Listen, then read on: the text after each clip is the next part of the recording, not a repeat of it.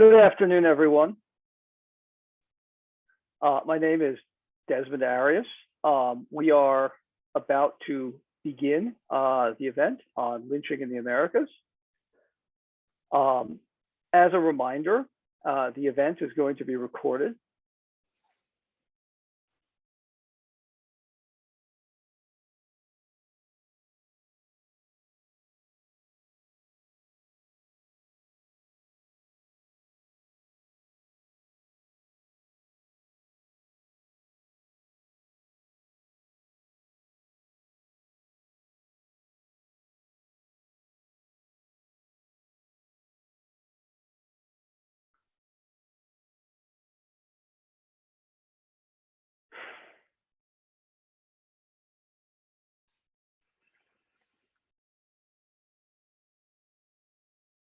In July 2020, the Marxe Global Insight Series hosted a webinar that included the participation of Lilian Bobia and Yanilda Gonzalez on police violence in the Americas, where we discussed the critical issue of murders and other abuses undertaken by police in Latin America and the Caribbean in the context of the broader attention to police killings of unarmed African Americans that has received attention in the United States in recent years. Left out of our discussion that day were extrajudicial killings undertaken by non-state actors and off-duty police. This panel will examine the contemporary experience of lynching in the United States, the Caribbean, and Latin America, its role in contemporary violence, its implications for democracy, and responses to this practice. In January 2019, I traveled to the Urabá region of Colombia on the Caribbean coast, a region that has suffered greatly in that country's nearly 60-year-old civil conflict. While I was there, I interviewed a political activist. During this conversation, I asked her what the role of the local paramilitary group was in enforcing community rules and norms. She responded that of course they do, and they're doing so right now. I asked her how so, and she said that periodically during each year, the paramilitary group engaged in a wave of killings of people that they thought were making trouble. One of the waves, she said, occurs each January after the new year. That group, known as the Urabeños or the Gaitanista Self-Defense Forces, she said, distributes a list on WhatsApp of usually young men with their photos, saying they were looking for them. Some of them succeeded in fleeing, others are killed. I asked her what these individuals were accused of doing, what the justification was for this sanction. She responded that, well, the men in local slang were accused of being a mamao, a parasite, a babosu, someone who talks too much, or a viciado, a drug addict. But she said that is just what the gang leaders were saying they were doing. It's just what they were accusing them of. She said they were killing the young men because they wanted to get rid of them because they were making trouble for the group and its various local economic, social, and political projects. As I continued my research in this region, I asked a number of interlocutors about the role of extrajudicial rule enforcement in the region, and I noticed a divide in how people responded. Everyone agreed that the killings occurred and that they were promoted on WhatsApp. Where they differed was in their choice of language about how to describe these events. Some used the more anodyne and neutral term of social cleansing to describe these acts. Others would use the Spanish word for lynching, linchamiento, to describe them. This linguistic shift is, in some ways, at the heart of recent writing on extrajudicial murders in our hemisphere. Some of these extrajudicial killings arise from the failures of some see these extrajudicial murders arising from the failures of the state to enforce the law, and citizens or armed groups turning to extrajudicial enforcement to enforce norms. Other contemporary research on the region is revealing that this violence is very often not so much about the failures of the state or the reinstantiation of a consensus around social norms, but rather the enforcement of often discriminatory and repressive social orders, typically by empowered social groups against disempowered groups, which disproportionately are composed of non-white young men. The reassessment of this debate in Latin America and the Caribbean brings the discussion of extrajudicial murders in those regions much more into line with discussions of lynching in the United States, pointing to a common, though nationally differentiated set of experiences occurring in societies that have varied histories of slavery, race, and ethnically based discrimination, and ongoing inequality. All of this points to the importance of a comparative discussion of lynchings in the hemisphere, both in terms of understanding our shared but differentiated historical experiences, as well as understanding the ongoing damage to our societies caused by these practices. It is also critical, given the ongoing nature of these crimes, to consider what we can learn from across the region about potential policy responses to this type of violence. The United States has a long and painful history of lynching, extrajudicial, often public executions. The NAACP estimates that between 1882 and 1968, 4,783 lynchings occurred across the United States, with African Americans accounting for nearly 73% of those murders. These numbers are, of course, only estimates, and they do not include such killings that occurred before 1882 or more recently. Other countries in the Americas have long histories of collective extrajudicial killings that are referred to in some contexts as lynching. Estimates of the extent of this problem vary and are much more limited. Mexico alone experienced hundreds of lynchings in the middle 20th century, and countries as diverse as Haiti, Guatemala, Brazil, and Peru all have experienced lynchings. Today, Latin America and the Caribbean continue to have a marked experience with lynching. The term lynchamiento was frequently used in my own research and is used in a number of areas in Colombia. While we lack concrete figures, reputable news organizations have noted that Mexico had 78 lynchings and Venezuela 65 in 2016 alone. Haiti, one source believes, experienced 483 lynchings between 2012 and 2015. Guatemala had 295 murders related to lynchings between 2004 and 2013. Amid discussions of police violence in the United States, it is important to revisit discussions of lynchings and extrajudicial killings of African Americans in the United States.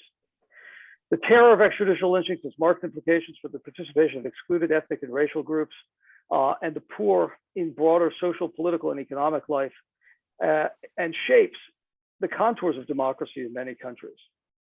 It has important implications for the sustainability of open and inclusive political systems in our region. Our conversation today will focus on the history of lynching in the Americas, contemporary practices of lynching, the implications of these forms of violence for social, political, and economic life, and policy responses critical to addressing these abuses. We are privileged today to bring together 5 noted experts on lynching. Karlos Hill is the chair of African American Study of the African American Studies Department at the University of Oklahoma. He has received his PhD from the University of Illinois. Professor Hill is the author of Emmett Till, A Graphic History, published by Oxford. Beyond the Rope, The Impact of Lynchings on Black Culture and Memory, published by Cambridge University Press, and the 1921 Tulsa Massacre, published by the University of Oklahoma Press. Tamika Hobbs is Associate Provost at Florida Memorial University and the founding director of the Florida Memorial University Social Justice Initiative. She received her doctorate from Florida State University. She is the author of Democracy Abroad, Lynching at Home, Racial Violence in Florida, published by the University Press of Florida, which received the bronze medal for the 2015 Florida Book Award for Nonfiction and the 2016 Harry T. and Harriet V. Moore Award from the Florida Historical Society. Michael Pfeiffer is professor of history at John Jay College of Criminal Justice and the Graduate Center of the City University of New York. He received his PhD from the University of Iowa. He is the author of Rough Justice, Lynching in American Society, 1874 to 1947, and Rough Justice, The Origins of American Lynching. He is the editor of Lynching Beyond Dixie and both volumes of Global Lynching and Collective Violence, which were all published by the University of Illinois Press. Danielle Young is Associate Professor of Political Science at Emory University. She received her PhD from the University of California, San Diego. She is the co-author with Derek A. Cohen of Lynching and Local Justice, published by Cambridge University Press, and with numerous other colleagues inside the Islamic State, published by RAND. Her work has also appeared in the British Journal of Political Science, the Journal of Conflict Resolution, the American Economic Review, Papers and Proceedings, and the American Journal of Political Science, among others. Her research has been funded by the Folk Bernadotte Academy, the Social Science and Humanities Research Council of Canada, and USAID. Gemma Clope Santa Maria is assistant professor at Loyola University in Chicago. She received her doctorate from the New School. She is author of In the Vortex of Violence, Extralegal Justice, and the State in Post-Revolutionary Mexico, published by the University of California Press, and is editor of Violence and Crime in Latin America with David Carey, published by the University of Oklahoma Press. Her research has been funded by the Harry Frank Guggenheim Foundation and the Mexican Fulbright Commission, among others. She has been a visiting fellow at the University of Texas and Notre Dame University, and she won the 2020 New England Council of Latin American Studies Best Article Prize for her article in the Americas entitled Lynching and the Politics of State Formation in Post-Revolutionary Puebla. As we did before the start of our discussion on police violence in the summer of 2020, before we begin our conversation, we will observe a moment of silence for the victims of extrajudicial killings in the Americas.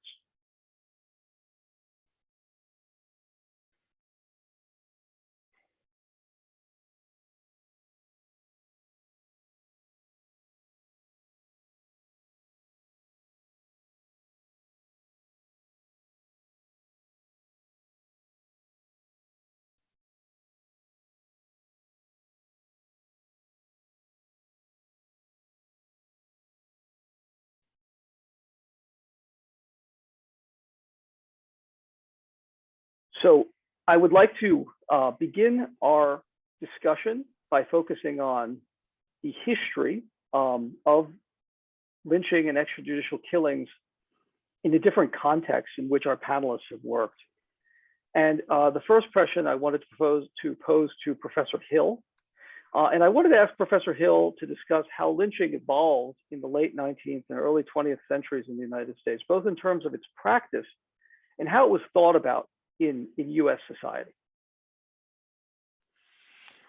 Well, thank you for that question, Professor Arias, and thank you for organizing and moderating this really wonderful event. It's so great to be in conversation with other historians of anti-Black violence, lynching, not just in America but around the globe.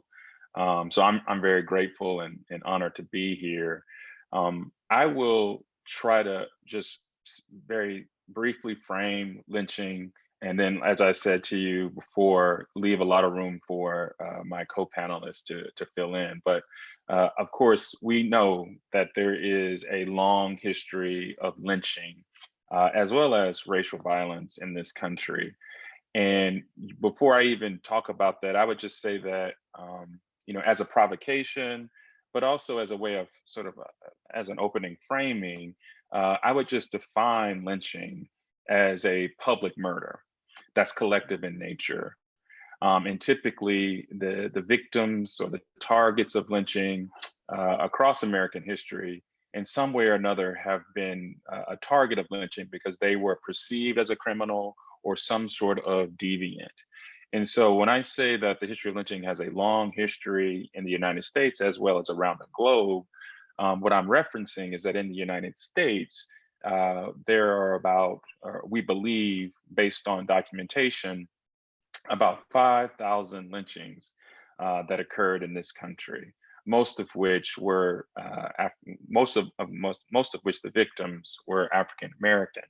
And so if we begin to try to tell the story of how lynching came about and how it evolved in America, we could talk about various periods. But I try to, and also for the sake of this conversation, we can think about the periodization of lynching in sort of two chunks. The first is sort of the era from the 1770s to the 1850s.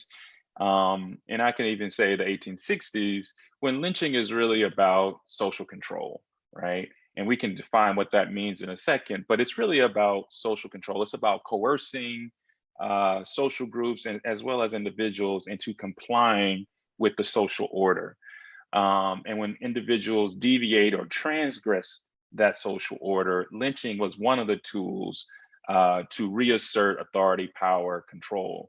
And so we can think about lynching 1770s to 1850s as a method of social control or a mechanism of social control. But in the 1860s, and definitely by the late 1870s, 1880s, lynchings became a form of racial social control. And it was a form of racial social control intended to coerce Black people, Black Americans, into accepting Jim Crow segregation and more broadly, white supremacy. And the schisms that occurred in Black people resisting that social system, that new social order that emerged after the Civil War, is what produces lynching and ultimately lynching culture. And so lynching begins, as social control, evolves into racial social control. And when it comes to Black Americans, particularly after the Civil War, it's not just about coercing Black people into complying, it's also about terror and terrorizing Black people. And so what we have to try to understand as it relates to lynching is that the terror that it created wasn't rooted in the destruction of the Black body, or even the photographs that documented the violence that was done to Black bodies. The root of what made lynching terrifying was its visibility. And despite the visibility, right? So when I say visibility, we knew, or it was well known, who participated, right, in the lynching, right, and who the perpetrators were. Despite that visibility, there was no accountability for those groups. And so, and why this is kind of on my mind right now is that I've been doing a lot of research and reading on the 2019 Justice for Lynching Victims bill that is, currently languishing in the Senate. Probably nothing will happen with it. But I think it's a really important reference point, because in the language of the bill, it states that 99% of all perpetrators of lynching escaped punishment by state or local officials, right? And so the terror of lynching, and what James Allen would talk about as the Jim Crow America as a space that Black people had no sanctuary or were without sanctuary. This is where the terror lives. And so part of what my future research will be about is attempting to confirm this point, right? This 99% of all perpetrators escaping punishment. And so one thing that I just want to share with my audience, in addition, is just a photograph that kind of brings this home. And so I'm going to, if I can very quickly here, pull up the photo.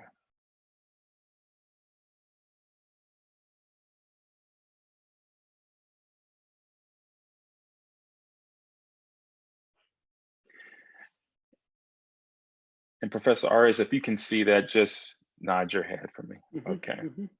And so this is a photo of the 1921 Tulsa Race Massacre. And this photo, for me, sums up lynching as a form of terror and racial violence, and the ultimate kind of aim of that violence. And so the race massacre, I refer to it as a community lynching, and I'll talk more about that if people want. But it was I frame it as a community lynching because the target wasn't an individual or even a family. The target of this violence, this destruction of Black Wall Street in the matter of 12 to 15 hours, was meant to terrorize a community. And in terrorizing that community, the inscription here says, "Running the Negro out of Tulsa." So the goal of this terror was to not just to terrorize, but to expel Black people from Tulsa. And Tulsa, going forward, post 1921 or post the race massacre, would have become a sundown town, as were many towns in Oklahoma at the time.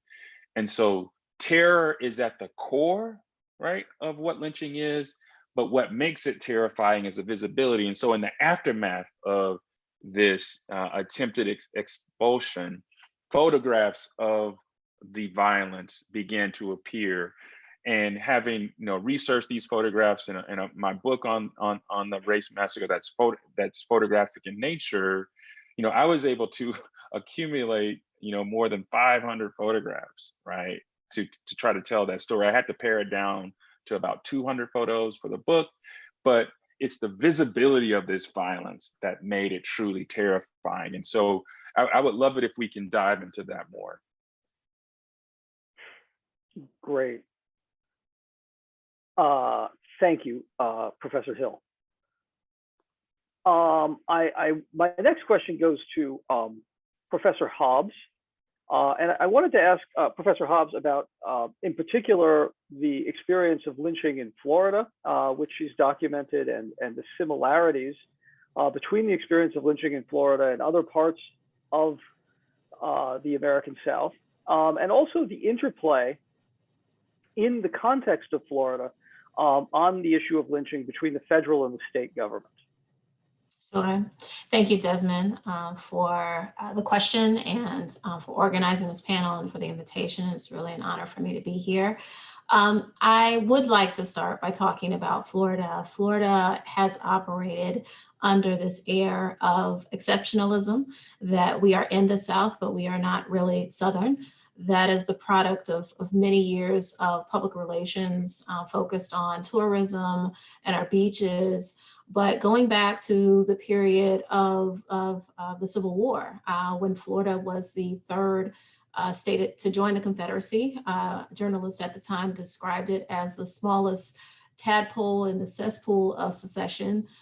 Florida has proven to be not only very consistent, but when it comes to lynching, it actually is in some ways far outpaces the level of lynching and racial violence that we see. And many of my colleagues who write about African-American history in Florida, I think especially of Irvin Winsborough and others, have really tried to not only do a better job of documenting the Black experience here in Florida, which unfortunately seems to be overlooked frequently in the literature, but also do away with this myth of Florida's exceptionalism, especially as it concerns racial violence, because the truth is actually in the converse.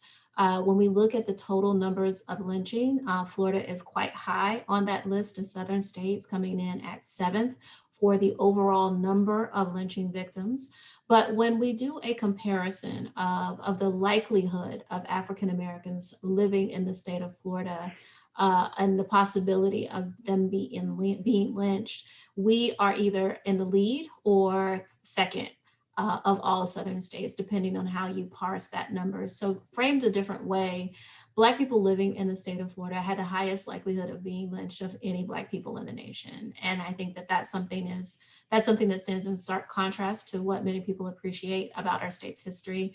But it also speaks to the word of terrorism, which Karlos brought up. What does it mean to live in a state where the likelihood of you being murdered is that high? And I think that's something that we must continue to contend with.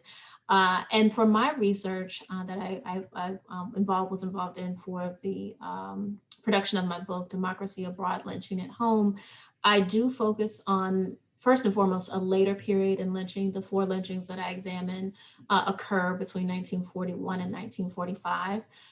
They tend not to have risen to the level of a great deal of publicity. Kind of coming back to the point of images, there were not images necessarily that survived of these stories.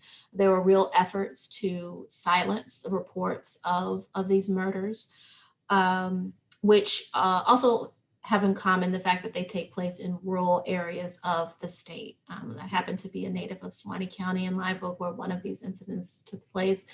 And it was it took me leaving home to even know that this lynching had occurred so late. This is 1944, and the lynching of Willie James Howard, a 15-year-old boy who was guilty in the eyes of the white man who killed him of passing a love note to a white girl.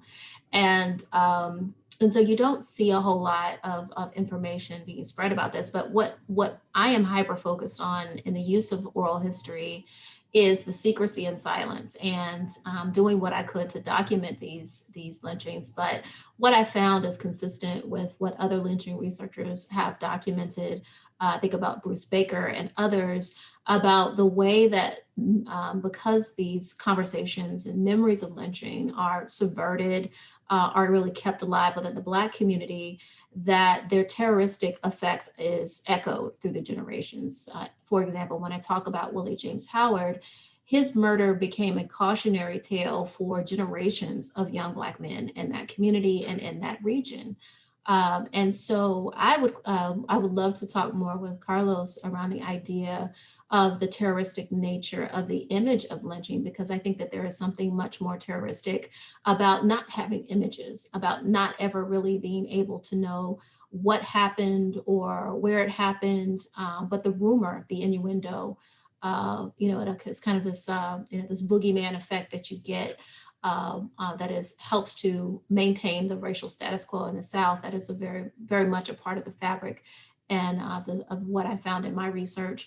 And to your second question, Desmond, about the difference in state response versus federal response, one of the points that I make in my work is that given the period of these lynchings in the late 40s and the same time that the United States is involved in World War II, what you see and what I document is this war, if you will, this minor battle between the old guard and the continuation of lynching violence and the new reality.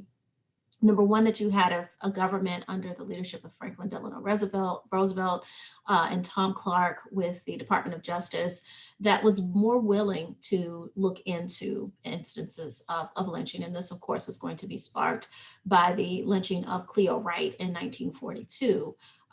And because of that, you are going to see local officials really wrestle with their ability to continue to allow this type of violence to take place. And so it's a very interesting back and forth that you see. Many of the governors that I write about are having to deal with explaining themselves, explaining this violence on a national level to national audiences, to the national press, but still dealing with a local populace around the state of Florida that didn't have much problem with these types of murders. And so that's one kind of area of tension. The other area of tension that I want to call out is, again, back at the federal level and casting out internationally. Part of the reason why FDR was so interested in making sure that there were these investigations that were taking place, especially later in the war, is that he recognized that the United States was going to need to position itself globally as a beacon of democracy, and to be able to share the supposed benefits of this democracy with emerging nations around the globe in Asia and Africa.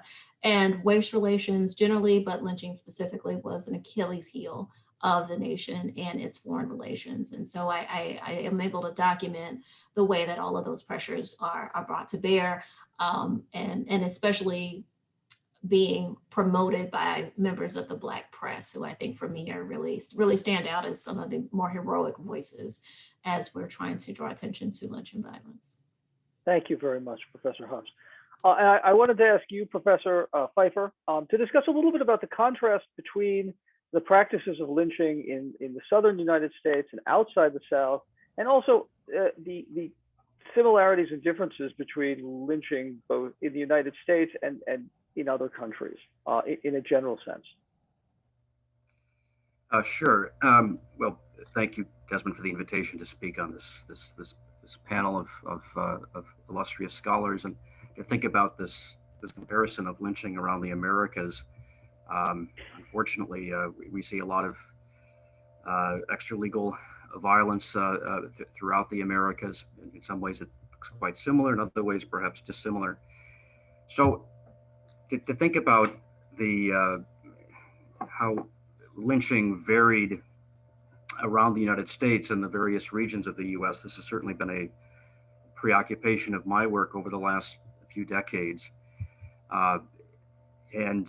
We actually see lynching in every region of the country, but certainly the greatest concentration, as you might expect, in the South. And the chronology that Professor Hill laid out, I thought was, very, very thoughtful in terms of, how lynching shifts in the mid to late 19th century into something that becomes primarily about racial control. It was always about social control, but certainly becomes primarily about racial control by the 1860s and 1870s. So my work has tried to extend the conversation beyond the South. I've looked at Louisiana in particular as a southern state that I've studied carefully, and more than 400 African Americans were lynched, the state of Louisiana, in the late 19th and early 20th centuries. But I also look at the Midwest, at the Northeast, at the Western U.S., and we see lynching in all of these regions, and we see racial lynching in all of these regions. So certainly the numbers are different, but we see a practice of lynching for the purpose of white supremacy in every corner of the country. So I've looked at a number of cases in the Northeast, for example, in the Hudson Valley. I'm speaking to you from New York, but lynching in Port Jervis, New Jersey in 1892, lynchings in the 1860s, and here in New York City as part of the New York City draft riots, also in Newburgh, New York, in the Hudson Valley around the same time. I've looked at lynchings of African Americans in the Midwest in the mid 19th century, in the late 19th century, and then also in the American West in the latter decades of the 19th century, and in the early 20th century as well. Now, certainly, the great majority of victims in the American context were African American, but lynching as a racial symbol was actually larger than that. So, in recent years, scholars have documented hundreds of lynchings of Mexican Americans, particularly in the Southwest, and you might expect that demographically. In California, in Arizona, in Texas, those would be the three states where we see lynchings of Mexican Americans. Also lynchings of Native Americans, and this is something that historians have not really done a whole lot with this, but the numbers are certainly in the hundreds, and it's a little complex perhaps. Most of the anti-Native violence was by state actors, the U.S. Army, and so on. But white settlers certainly lynched Native Americans on many occasions. Also Asian Americans, and so particularly Chinese and xenophobic violence in the 19th century often took the form of riots, but also sometimes the form of lynchings. So again, certainly by far the largest number of lynchings were lynchings of African Americans, but we see lynching as a sort of a larger practice of white supremacy, also targeting other groups that were defined racially. Now, in terms of thinking about the American context versus internationally, so this is I'm sure that some of our other panelists will get into this in a particular context, but I think this has several dimensions in terms of how to look at this. So certainly we see lynchings of persons of African descent in various international contexts. So certainly in Brazil, and your work, Desmond, addresses Brazil, and also the Dominican Republic, lynchings of persons of Haitian descent. This has been something that has occurred, quite notably in recent years in the Dominican Republic. Also in a place like Ecuador, there is scholarship that analyzes the lynching of Afro-Ecuadorians in recent years. So certainly lynching as a racial practice it's not simply American, but we see it around the Americas. Another thing that's interesting, and I think this sort of follows from Professor Hobbs' work, where she just described, she looks at lynchings in the 1940s in Florida and how this becomes part of an international discussion about American democracy and about sort of international relations. And we see lynching sort of enter into that conversation in a number of ways. One of the ways is that the word lynching spreads from its apparent American creation, and apparently the word was coined in the American colonies in the late 18th century, but then it spreads around the world, and so we see it in a number of different countries and languages and so on, and a certain conversation shaped by American lynching can be found in many international contexts. And so sometimes that conversation is about the nature of American society and its weaknesses in terms of its democracy. But in some cases, it's a conversation about how we see extralegal violence and sort of summary collective violence in many international contexts, with the American example, a particularly powerful, culturally powerful example that is invoked as part of that conversation. Great, thank you so much, Professor Pfeiffer. I would like to now ask Professor Clope Santamaria to discuss the history of lynchings in Mexico. Thank you. Thank you, Desmond. And as everyone else, I feel honored and privileged to be in conversation with others and to, try to understand this very difficult and harmful practice that continues to exist in Latin America today in several countries, including Mexico, but also, as Michael Pfeiffer was mentioning, very different countries, Ecuador, Bolivia, Brazil, Guatemala, and this despite the so-called process of democratization and seeming economic development that this region has experienced. So my work focuses on the post-revolutionary period in Mexico, and specifically on the formative decades that go from the 1930s up to the 1950s. And some of the main findings of my work, the first one would be that contrary to what you would expect, or even what certain scholars have claimed, lynchings in the context of Mexico do not signal an absence of the state, but rather the presence of a state authority that was perceived as abusive, as arbitrary, and illegitimate by local communities.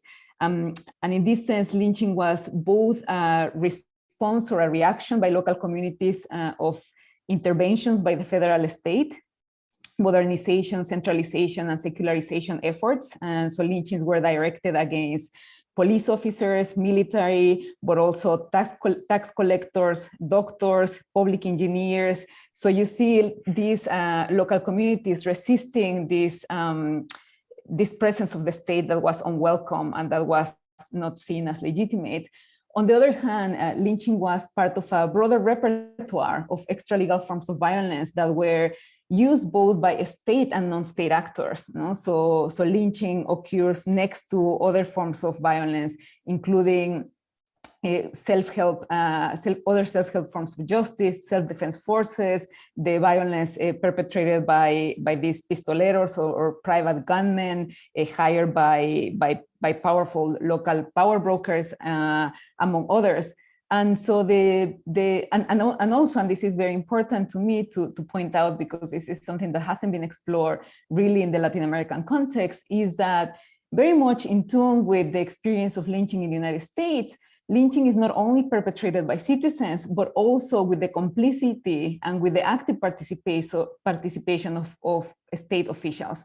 So police officers, majors, military judges, they participate in the enactment of lynching. So again, like the claim here is that contrary to what the contemporary literature has said, lynching does not express a state absence, but rather the presence of this state that also utilizes these forms of extralegal violence. On the other hand, like the history of lynching in Mexico, what it reveals is that it's not only a reaction to the state, and it's not only about citizens' sense that the state is not providing a punishment or a sense of justice. I mean, impunity is important and certainly has continued to be very important for the history of lynching in Mexico and Latin America at large. But I think it's important to understand too that for perpetrators, lynching really emerges as a form of social control. No, I mean, and this is something again echoing what has been said here. So lynching is targeting individuals that are perceived as dangerous, as deviant, right? So in the history of lynching in post-revolutionary Mexico, lynches were targeting criminals, but also socialists, communists, witches, Protestants, people that were at the margins of society. So, and in many ways, lynching again signaled this form of justice that people believe that was fair, and that these individuals did not deserve a procedural form of justice. No? I mean, what they wanted to see is a lethal, corporeal, collective, spectacular form of violence. And so I think it's important to understand that it's not only about correcting the state's incapacity or unwillingness to provide justice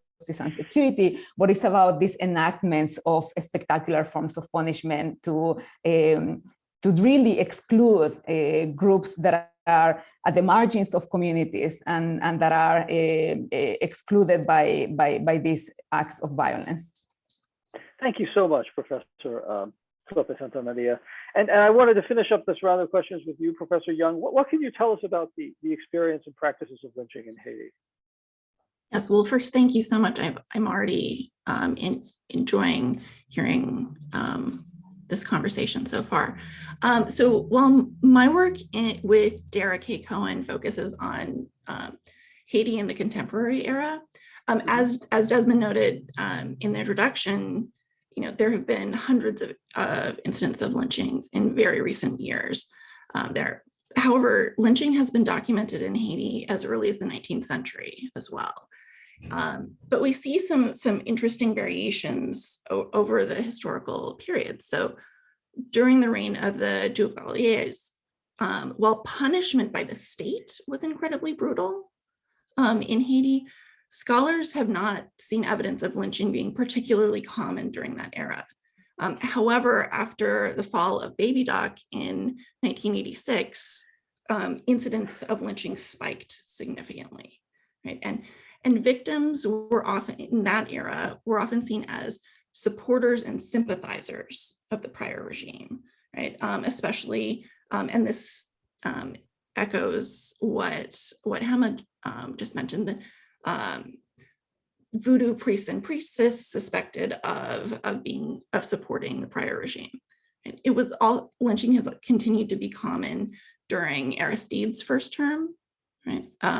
Where there's some arguments that he implicitly encouraged mob violence. Right? And we more recently we're seeing lynching as linked to extreme periods of unrest and anxiety. Right. So, for example, in 2010, there were 68 victims of lynching related to the cholera epidemic, including voodoo priests and priestesses. But beyond these spikes, and this is very much in line with what Hemo was talking about in the case of Mexico, there's generally perception that because of impunity and corruption, that justice is just not accessible to many Haitians. And so it's what we find and what we observe is that it's not an absence of state capacity, it's an absence of state legitimacy, right? That has given rise to the current phase of lynching. And that we see ourselves as kind of thinking about an important shift in understanding political violence, right? And turning, which has traditionally been studied in terms of rebel groups and more organized armed actors. But what we see in the Haitian case and in many of these comparative settings is that thinking about how ordinary citizens in many cases are using violence to control and organize their contexts. Thank you, Professor Young. So that finishes up our first round of questions. I just wanted to, as we move into the next couple rounds of questions, I wanted to remind our panelists to try to keep their answers to about 3 minutes, maybe a little bit under, so that we can get through to at least a few rounds of questions and also have some audience questions. I also wanted to mention to the audience that if they would like to submit questions to me through chat, I will begin organizing those into questions to ask during the question and answer period. I wanted to begin the second round of questions, turning back to Professor Hobbs. And I wanted to particularly come back to or discuss an issue that you bring up in the introduction of your book about the 2003 lynching of Arias Ray Golden in Belgrade, Florida. And in particular, I wanted to ask you about the experience of contemporary lynching in Florida, what we can understand about that through this particular lynching, and also what are the similarities and differences between lynchings that are occurring today in Florida, that have occurred more recently in Florida, and the historical period that you look at? Thank you, Desmond. And I like that you're not afraid to use that lynching label for some of the instances that we're seeing most recently. I have been very careful and very deliberate. And for a while, I refrained from using that language, but I have become convinced, to your point, Danielle, I was really paying careful attention to what you said and what the comments that have been made tonight, this afternoon, between the difference of state sanctioned and the power of the state. I think one thing that is troubling to me when I look at the lynchings I write about at the earlier portion of the 20th century and what we're seeing more recently, whether it's the case of Ray Golden that I write about in the introduction of my book, Trayvon Martin, which was incredibly disturbing to me, and the vigilante element there, or just last year, about a year ago, this past month, and that was the lynching. I feel very comfortable using that label of Ahmaud Arbery in Brunswick, Georgia. And it really is this difference between, on the part of what I see as a kind of continuing thread is the confidence in whites in particular who would carry out this form of violence that they won't be held to account. And I think that is a very troubling component of this that is dangerous. And it's also built upon, I think even more foundational, is the devaluation of Black life in our country. And of course, we're still contending with all of these. But to go back to your question about Ray Golden, the big part of what that, and just to kind of remind everybody, this is back in 2003, Ray Golden, a Black man, was found hanging in a tree in his grandmother's yard. And it sets off a round of controversy and a real division in that society. This is Belgrade, Florida, in Palm Beach County. And it is a very clearly racial divide. The Black people cannot accept that he would have died this way. Black people don't commit suicide. His hands were behind his back. He was too high in the tree. He was also dating a woman who was the daughter of a white former law enforcement officer. On the other hand, there were whites who were in disbelief, who couldn't, comprehend that African Americans would think that a law enforcement officer would be either involved, or that the law enforcement would be involved in a cover-up of this incident. And so in that example, I lifted up to really talk about the cultural distance that exists between Black people in America, particularly in the South, and their understanding of what law enforcement is capable of, and white people. And there's so many layers to that, right? I think we have our, the miseducation of the American public because we don't talk enough about lynching violence in America in the way that it exists. I'm very grateful for Brian Stevenson and the Equal Justice Initiative, at the very least, for what they've done to bring lynching in America back into the center and back into conversation. But that distance is fraught for so many different reasons. And I think it's an underlying reason why we have something like the Black Lives Matter movement being so misunderstood, because people don't have this foundational understanding of it. And that's what's driving my work with the Social Justice Institute that we founded at Fordham Memorial University. I was here in 2012 when Trayvon Martin was murdered. His mother is an alumnus of our school. It's been through the work with her and that her foundation, the Trayvon Martin Foundation, that I've become inspired by to try to bring my research out of the history and help people to put into context the contemporary issue and then work towards solutions so we can at one point put this to an end. We have to address issues like stand your ground laws, which allow for the vigilantism of whites in the community. And there have been studies that have proven the disproportionate application of stand your ground that falls along racial lines. That's something that has to be examined. And in the case of Ahmaud Arbery, and I'll conclude my comments here as we go to trial, the confidence that the McMichaels had, Travis and Gregory, that they could murder this young man, that they could alone be confident that he was involved in criminal activity. The confidence of, I believe his name is Alan Taylor, the man who recorded this incident and released the video thinking that it would help his friends, but ultimately became part of the fuel for the ultimate arrest and indictment of these two men. And then beyond that, when we talk about George Barnhill, and this is the part that's really dangerous, as the district attorney who made the decision not to file charges despite the evidence that he had in front of him.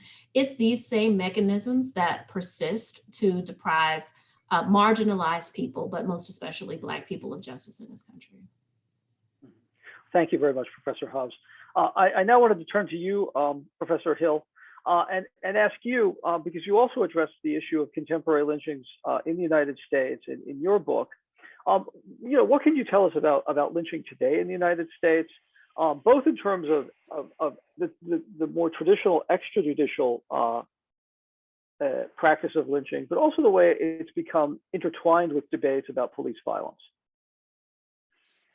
Yes, I just really want to, I think I can build upon what Professor Hobbs has said. I think that whether it's Ahmaud Arbery, sort of private violence, or more state-sanctioned violence in terms of police shootings of unarmed Blacks, they are increasingly being framed as lynchings or legal lynchings. And so if we just take, for example, the police killing of George Floyd, it's been framed as a legal lynching, not so much because his killing mirrors how white mobs collectively tortured and then killed, Black people. And this goes right back to what Professor Haas was saying. It's about the impunity in which whites kill, whether it's the state or private citizens, and the anticipated lack of accountability that they believe exists, when they kill Black people, or for instance, with police officers, when they violate, clearly established protocols against chokeholds, or shooting, someone in the back. It's the ways in which the accountability is not there, and that thereby exacerbates the terror that one experiences. And so, just to, and I could go on about this, but, for me, the failure to hold white lynch mobs or vigilante groups accountable for lynching is one of the chief legacies of the horrific practices that continues, all right, to haunt us, right? And this dynamic is certainly shaping the violence that we're seeing, whether it's private violence or state violence. This impunity that and this lack of accountability is one of the ways in which lynching, the culture of lynching, resurfaces today. And we're trying, desperately as Black people to navigate it, because we know in American society, we certainly can't stand our ground when violence vis-a-vis Trayvon Martin, and protect, ourselves, our family, our communities from this violence. And so this question, I think, of who can stand their ground in American society, given the history of lynching and lynching culture, is a question that we really need to talk about more. Mm-hmm. Thank you so much, Professor Hill. And I wanted to turn to you, Professor Pfeiffer, now to talk about the interface between the U.S. and other countries internationally in terms of lynching today. Yeah, well, as I said before, I think we see practices of lynching violence against persons of African descent in various global contexts today. That very much looks like the American practice. So that's certainly one example. I mean, I think another thing that's important here, and which also dovetails, to an extent with what Professor Hill just said, and to an extent with what some other folks have said, is that often those of us who study lynching and who study vigilante violence, we make this distinction between state actors and non-state actors, and so vigilantism is supposedly the province of the non-state actors, but in reality, historically, there's been this intermingling, and it's always been very confused. And so for example, in American lynching in the American South, for example, and other regional contexts, often the sheriff, the sheriff's employees are in league with the lynch mob, and they leave the jail door open, or they allow the lynch mob to get the keys to the jail. So there often was complicity, and I think this issue that Professor Hill just raised about impunity is hugely important. And there is a historical lineage that is really, really important here, and it doesn't really necessarily recognize this neat, clear distinction between state actors and non-state actors, and so I think you can, and I have actually written about this, and you can sort of trace this lineage between the slave patrol, which becomes the lynch mob after the emancipation of the slaves, and then the lynch mob, in some ways, their ways of behaving, their culture, becomes transferred to urban police forces by the early to mid 20th century, and that inheritance is still there.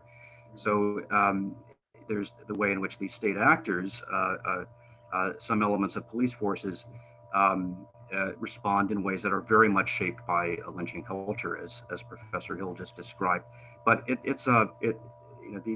there's a historical lineage there that is, I think, very powerful, and we see the same thing internationally. And certainly, Desmond, I think you can speak with more authority about this than I can. But in Brazil, so for example, if we think about the targeting of Afro-Brazilian young men, this is often done by police forces acting in a vigilante fashion.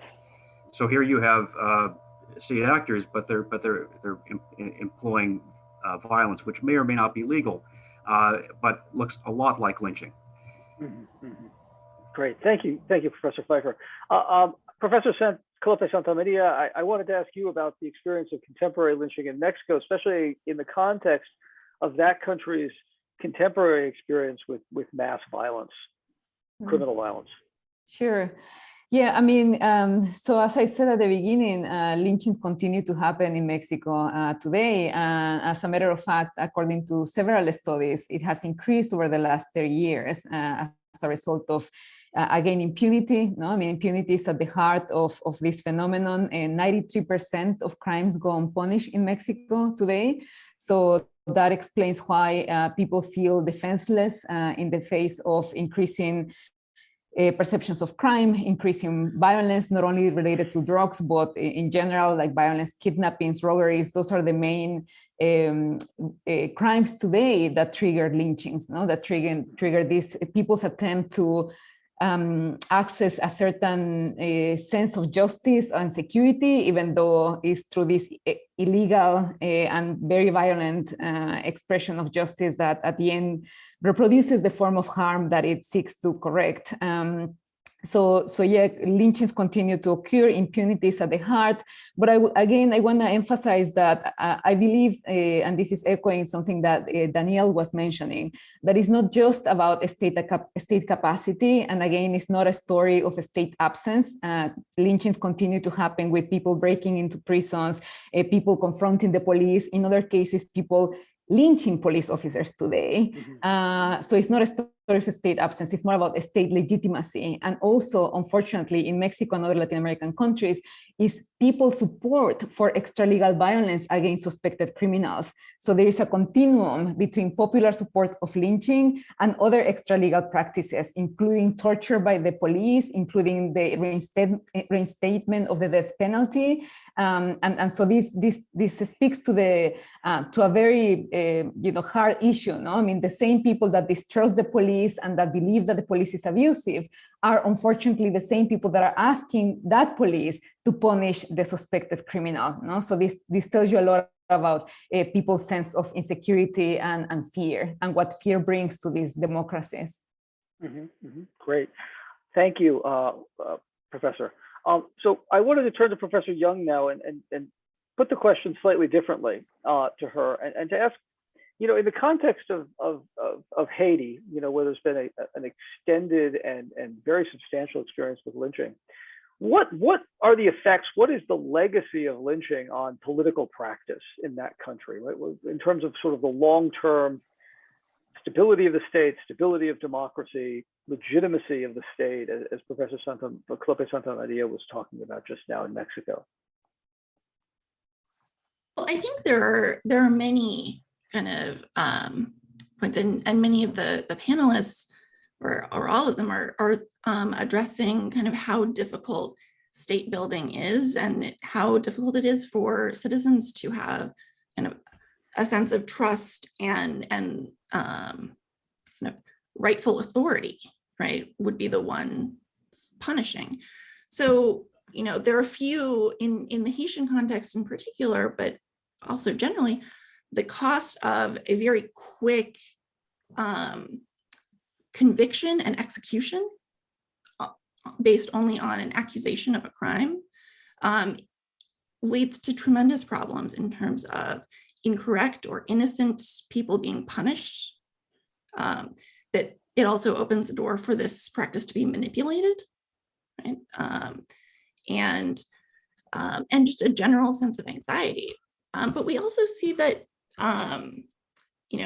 support for lynching is in the Haitian context is most likely in three conditions, which is where the state is failing to provide any governance, or where a non-state actor, in the Haitian context, this is criminal gangs who are providing on-the-ground governance in pockets of the state that are not governed otherwise, or when community members rely completely on self-help. And one of the dynamics that we see about kind of what appears to correlate with widespread kind of acceptance of this practice potentially is that in the Haitian context, the mode of execution is very commonly stabbing, beating, or stoning, right? So these modes that require many participants to be involved. And we think that this is likely a critical factor in establishing kind of a broad community support for the practice. And it also makes it very difficult, building on the concept of impunity that has been brought up several times during this conversation, it makes it difficult to identify and punish perpetrators.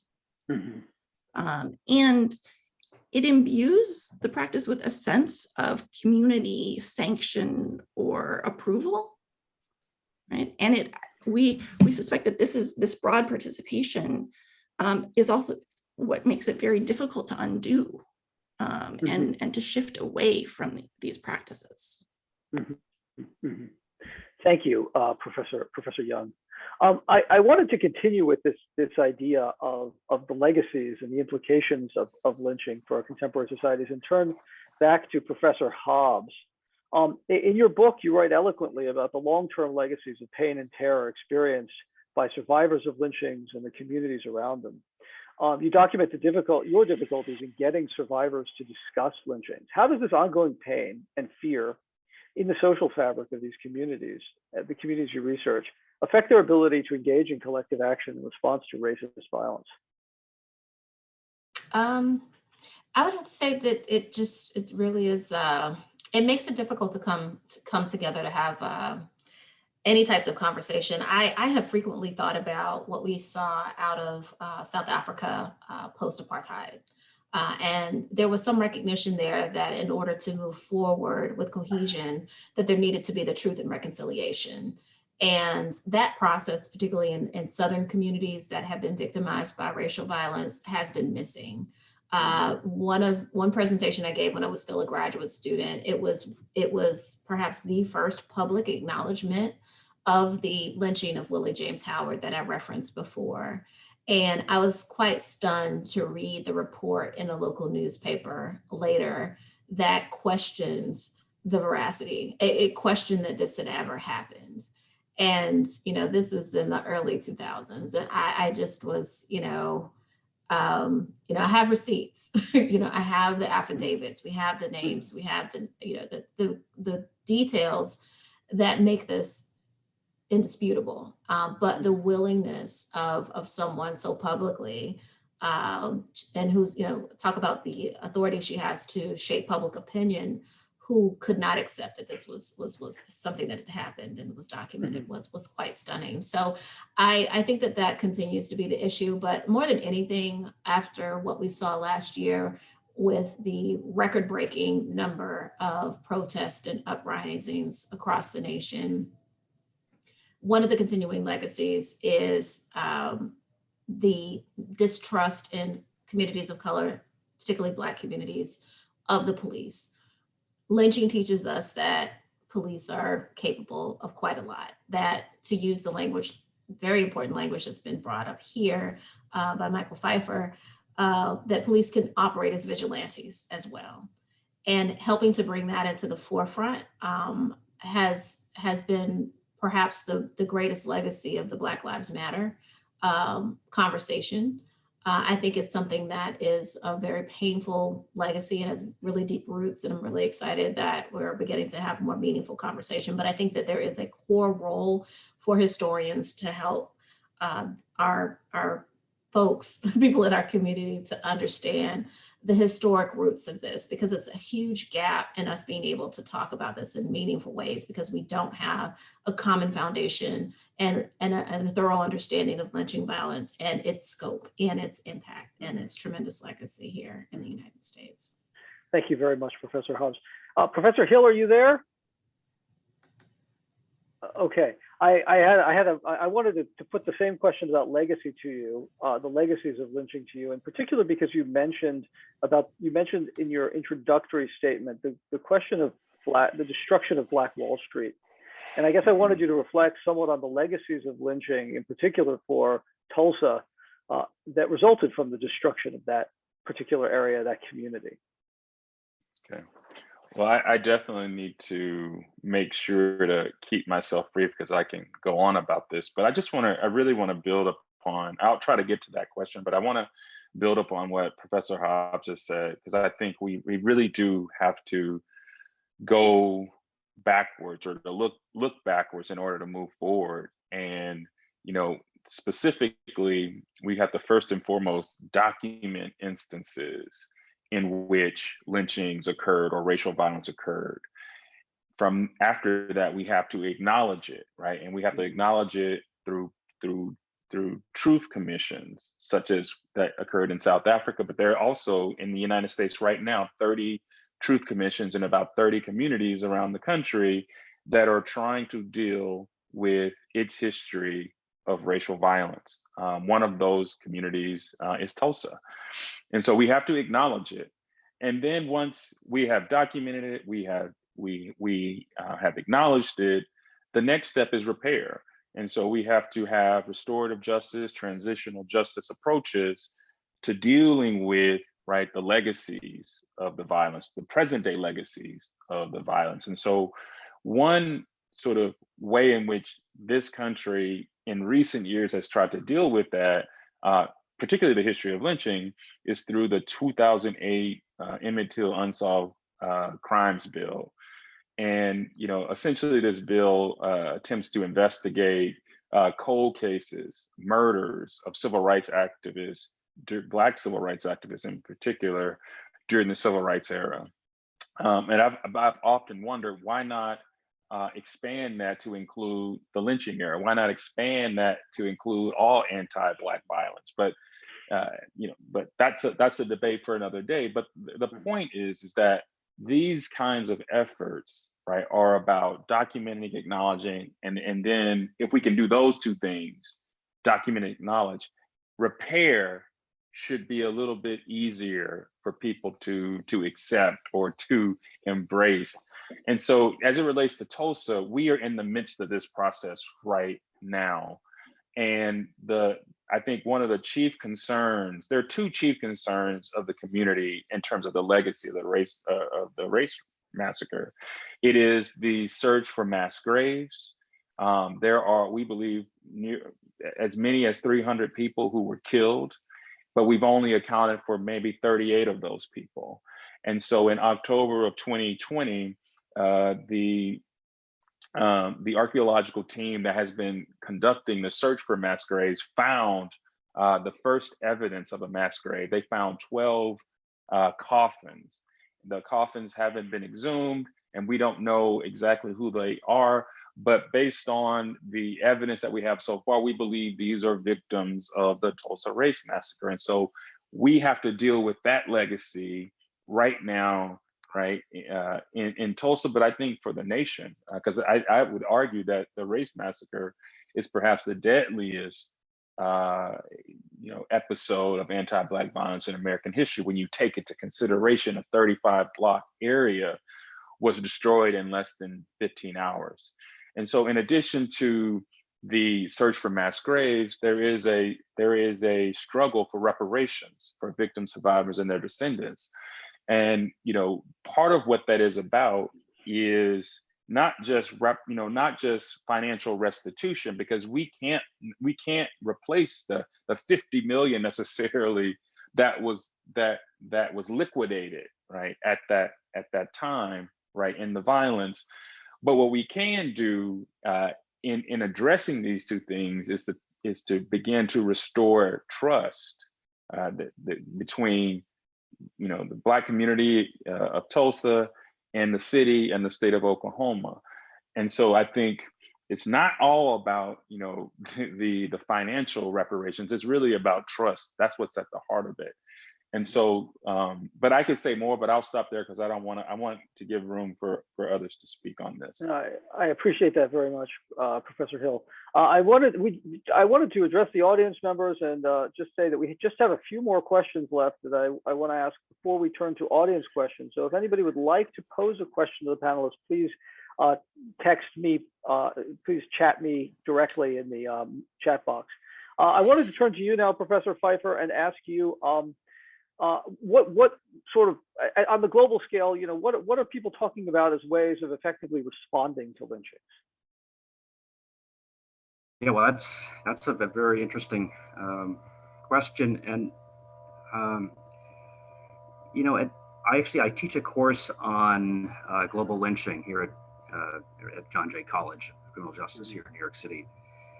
And so we certainly look at the American example, then we move into the other contexts, including Latin America. And Professor Professor Clope Santa Maria has been a guest speaker in the class.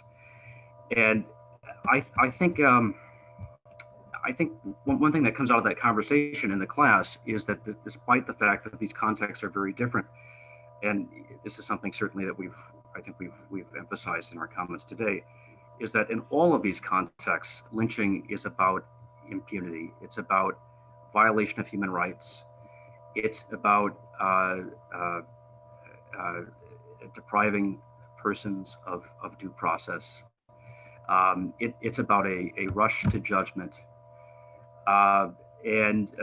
So, you know, in terms of those commonalities, I think it can be addressed the same way. Now, there are many differences in terms of the local situation and in terms of some of the other factors that are involved. Also, you know, just to hark back to what I said earlier about you know, in some ways this distinction between state actors and non-state actors is useful. In some ways, it is not.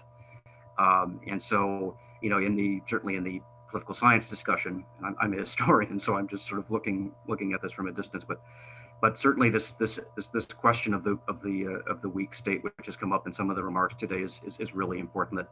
That you know, perhaps vigilantes, lynchers, they're emerging in a weak state context. But I think what we're hearing today is that it's much more complex than that. And so certainly the American context, the context of the American South, it was a decentralized state. It was not necessarily a weak state. It was a decentralized state in which local players were allowed to act out their white supremacist values. So that particular arrangement in the U.S., which was very decentralized, it allowed local white elites to basically do what they wanted to do.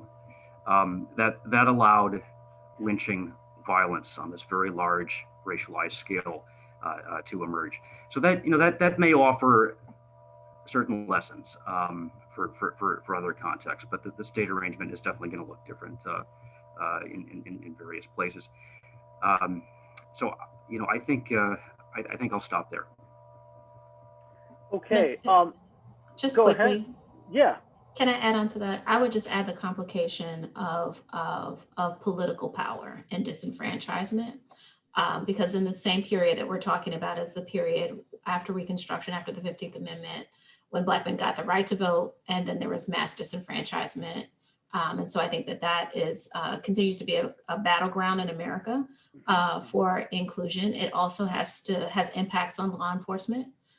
Who gets elected as sheriff, who gets selected as chief of police.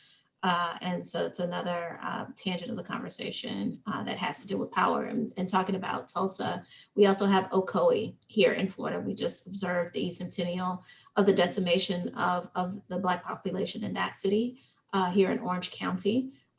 Just a few people on record, but we believe as many as 200 people may have been killed. A community of 500 Black people was decimated, all because in November of 1920, Black men and Black women attempted to exercise their right to vote. Okay, thank you very much. Professor Felipe Santamaria, I wanted to ask you about potential responses to violence, to lynchings in Mexico. Thank you, Desmond. This is something that I have thought about. I mean, and I believe that I would say there are two things that can be done. I mean, one is at the institutional level, definitely due to the fact that this is about impunity, due to the fact that this is about citizens' distrust and about the state lack of legitimacy. It is urgent in Mexico to support police reform, the professionalization of the police, their accountability, their transparency. This is something that Mexico has done something about it over the last years, but unfortunately, in the context of the war on drugs, many of these efforts have been abandoned. Several governments from different political parties have privileged military short-term repressive measures to security threats. But I believe that what is needed is a profound reform of the police and also of the justice system. Next to this, and this is in light of the US experience at the institutional level, lynching is not typified as a crime. It doesn't have a legal specificity. And I believe that giving it a legal specificity would be crucial in order to make this practice more visible and in order to be able to really respond to this practice, to prevent it and to respond to it.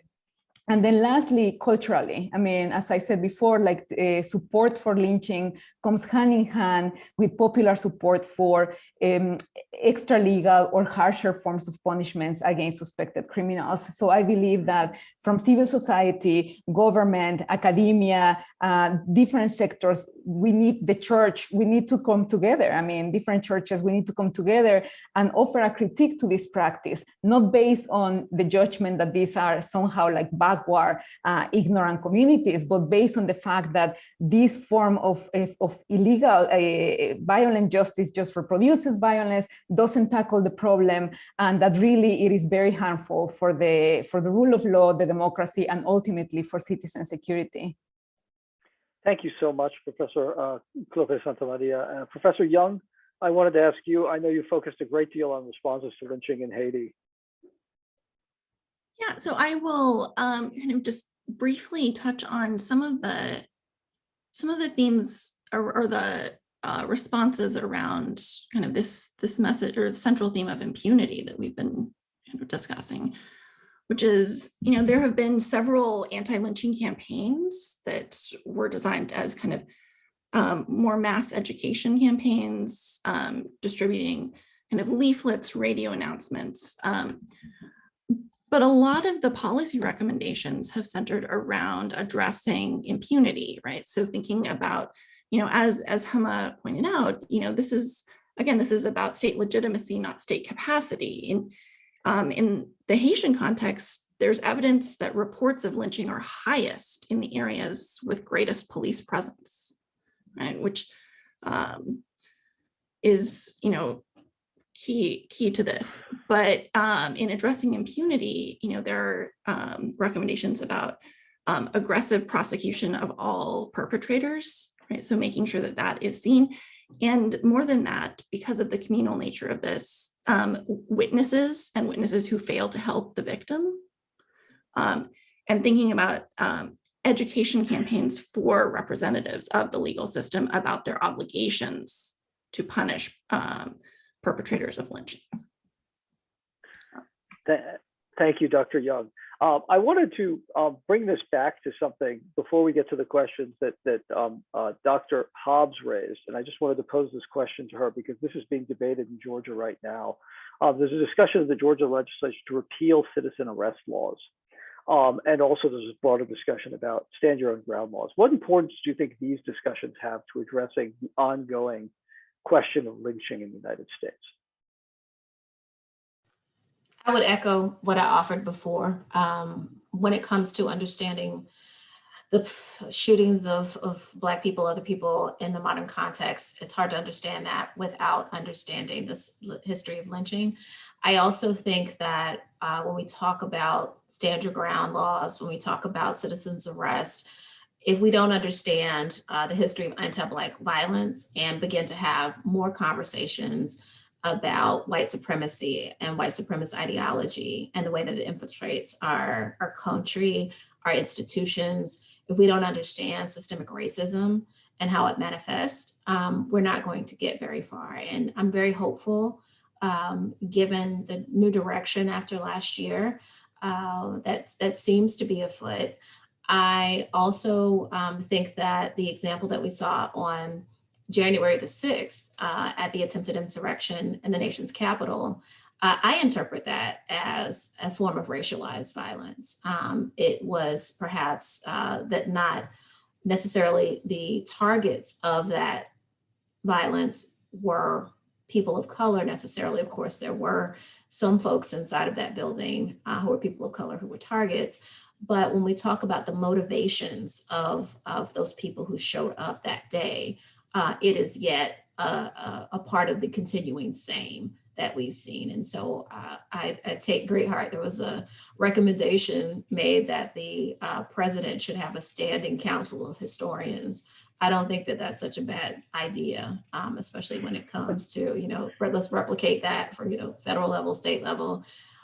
We have a story to tell and to help people inform and put into perspective some of these contemporary manifestations of impunity. I love that word. I'm taking that away from today.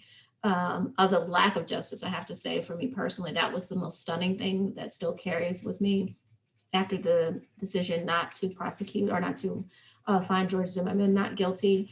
I don't have much hope, unfortunately, in the case of George Floyd. We've seen the machinations that have taken place in the situation involving Breonna Taylor in Kentucky. That for me is as an African American, I think is the other kind of part of this, is the continued disappointment and dissatisfaction at the inability to achieve justice in a land that prizes itself on being a nation of laws. So we're pretty much out of time, but I did want to pose two questions, and I encourage you to respond as rapidly as you're able. The first question takes up something that Professor Hill raised in his introductory remarks, which is the notion of terror and the importance of terror in lynching. And I wanted to give everybody the opportunity to expand on this idea of terror and the critical role that terror plays in lynching, and the implications of this for the communities affected by it.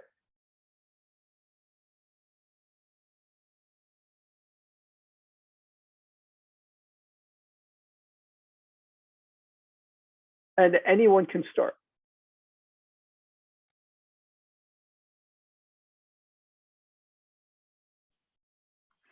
I'll jump in since I started this trouble, and I just want to say that I really like your idea of a council of historians. I won't steal it though. I will cite you in the future, but selfishly, I really think the five of us should be the inaugural group of the council. So, because I think we have a lot that we can share, both in a national as well as international perspective on these issues. But I would say that for me, lynching, central to what it is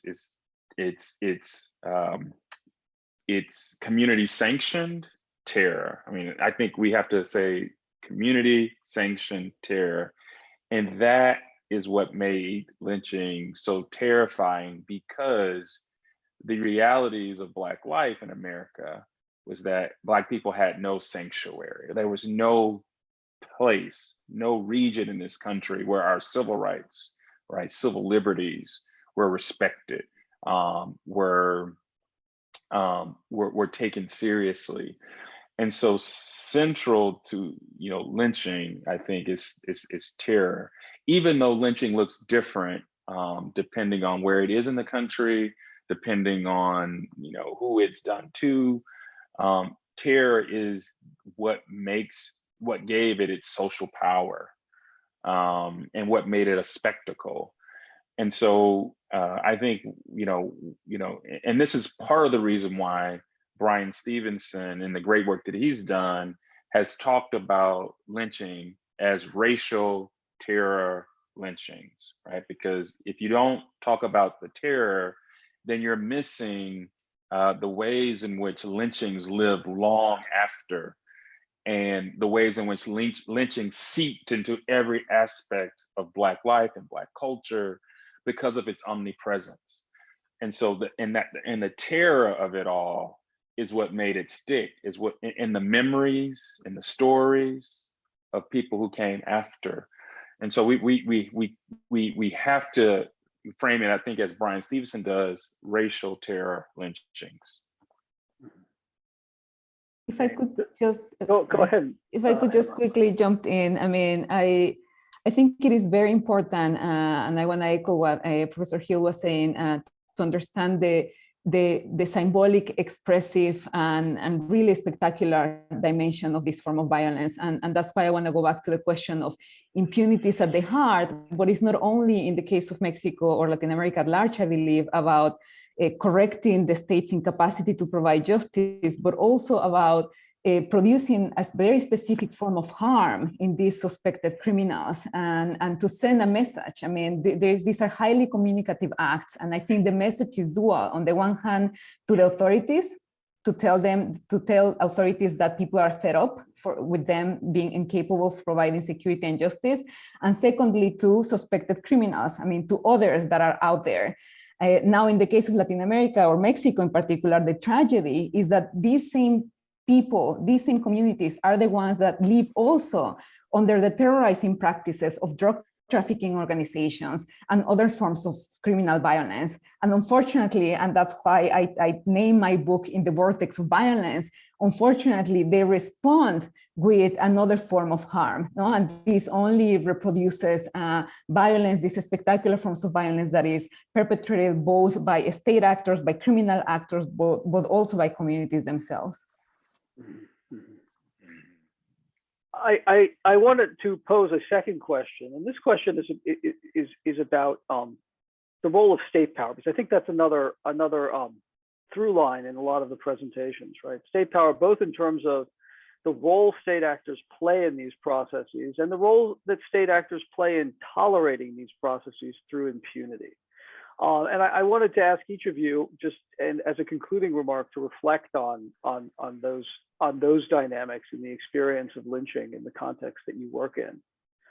I think Professor Young probably has spoken like most explicitly to this in her work. Yeah, so I think it's impossible to understand, let's say, lynching, particularly in any context, but in the comparative context, without thinking about the role of state power, state capacity, state authority. And what was, I think, most shocking to us when we started to look at this phenomenon is how broadly supported much of this is. And I think for exactly the reasons that Hema just alluded to, that this is kind of happens in places where the state is not functioning or not has no legitimacy among the people. And so I think, so we find that, you know, Haitians who see the state as functioning and working for them do not support lynching. However, the ones who are governed by gangs or criminal organizations or who have no governors are very reliant on and shockingly supportive of this form of communal punishment. Okay. Michael, do you want to chime in on this? I think I pretty much said what I want to say about this issue, but it's just I think you know, the state is a very useful way to think about the context in which lynching and vigilantism develops, but it can become oversimplified to an extent. One of the things that I think is interesting is that we see a lot of overlap in terms of pro-vigilantism, pro-lynching rhetoric across global contexts, where there's sort of a distrust of the state for various reasons, and maybe in some cases legitimate, in other cases illegitimate, but it becomes a very, very sort of instrumental and useful trope for lynchers and their defenders in a variety of contexts. Mm-hmm. Okay. Professor Hobbs? I just wanted to, on that point, I write a little bit about, I follow the work of Martha Vanderveer in looking at the eventual decline of lynching violence, starting in the period that I write about in the 40s and 50s and 60s, and at the same time, the increase of capital punishment targeting African-American men. And so I think that, again, we have to look at these things systemically and how the same ends may be accomplished only through different means. And I think the state has had a really important role in that. And to bring it back to the concept of institutional racism and systemic racism, is these types of patterns that survive any individual, any set of circumstances, any economy, that we have to be squarely focused on if we want to be about the business of ending these practices. Mm-hmm. And Hema, you've addressed this question in your writing also. Yes, I mean, one important aspect of the book that I wanted to emphasize is precisely this story, this history of how the state has been involved in the reproduction of this form of violence. I mean, how majors, police officers participated directly in these acts. So they were not only complicit by not doing anything about it, but they actually perpetrated many of these killings or stage extrajudicial killings as lynching, to have like that kind of communal legitimacy. And I think it's important and it's crucial because that allows us to go beyond like this understanding of state violence as that one that represents like modern, legal, orderly violence vis-a-vis lynch mobs that are supposed to be like the ones that are illegal. No? I mean, I think this complicates this narrative. And today in contemporary Mexico, even though police officers do not participate in lynchings today, I would say that both police and military do participate in extrajudicial killings. I mean, again, in the context of the war on drugs and in general, like punitive responses to crime. And that again complicates this story and allows us to see that it's not only about non-state actors, but it's also about the state actors that do not uphold the rule of law. And that is again at the core of these tragic events and at the core of why this violence continues to be perceived as legitimate despite its illegality. And finally, I just wanted to bring Professor Hill into this conversation. And Well, I'll keep it brief. Everything that everyone has said about the centrality of the state, I think depending on region and time and context is spot on. But I just want to underscore that when we talk about the Black experience of lynching, I think it's the state and the legitimacy of the state is less of a factor.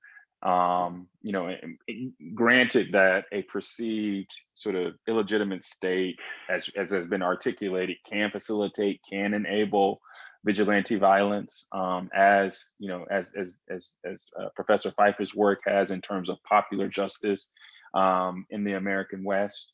But I think you know, when we talk about the Black experience, what we're really talking about is not an illegitimate state as much as we're talking about the ways in which illegitimate actors, right, those who are seen as apart from, separate from, and because of their illegitimacy, they can become targets of racial violence or terroristic violence.